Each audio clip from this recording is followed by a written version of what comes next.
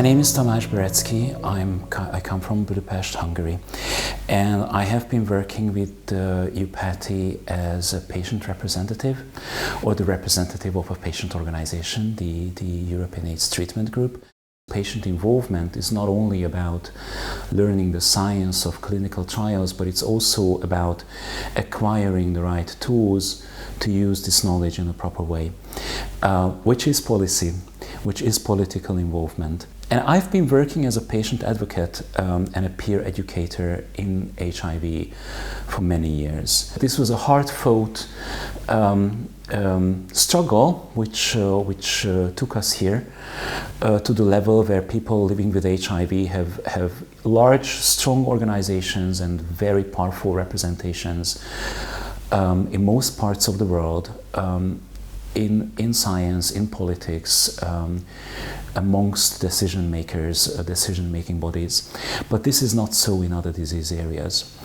And I think that this is a true responsibility. This is something where we have to live up to this responsibility and to this task. The bottom line is that I firmly believe that by educating people about their diseases and making them more aware of their health, they will also become more conscious citizens and can contribute to building stronger democracies.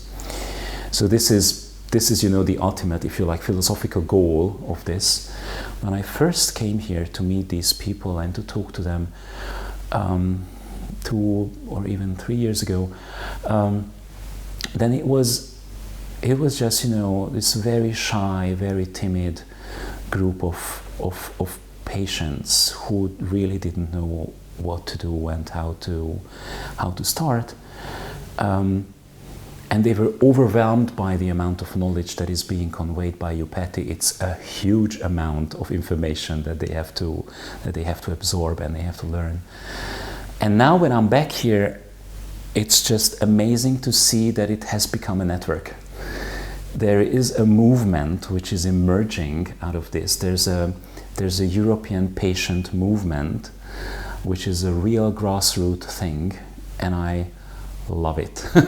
And it's so good to see that these people are more empowered, and then they just know that they have rights. They know that they can back up their rights with knowledge, and thereby they can make a true impact.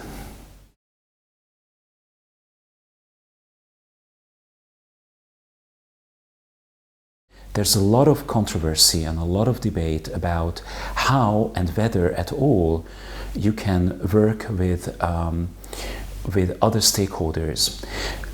What is the extent to which you can accept funds from various stakeholders, including the state, the pharmaceutical industry, other funders?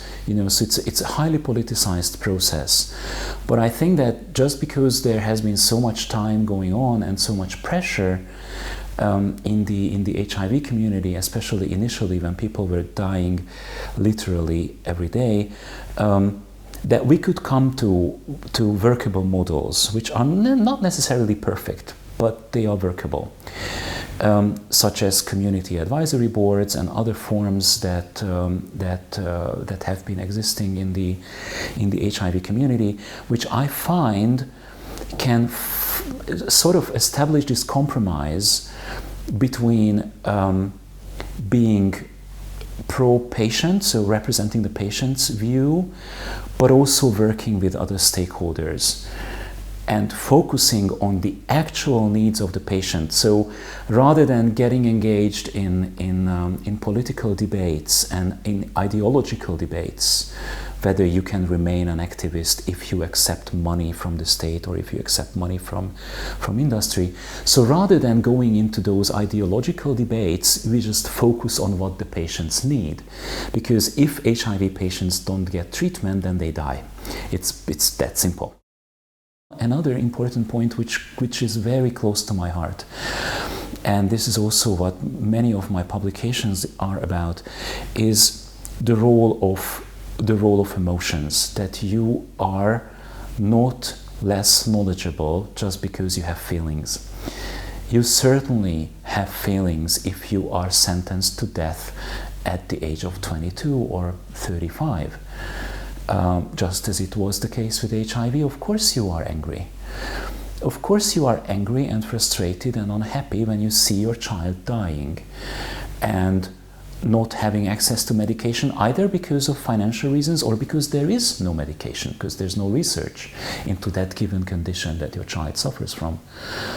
It does make you angry, but your anger, your feelings, your frustration, your passion does not devalue your knowledge.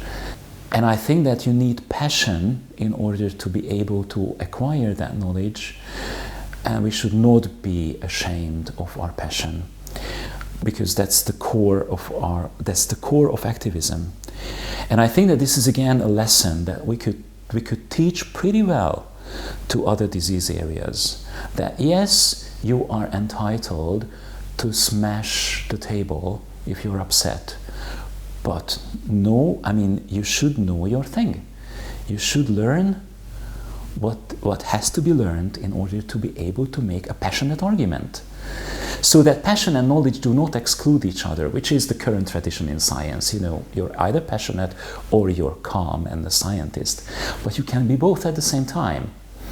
And I think that's the bottom line.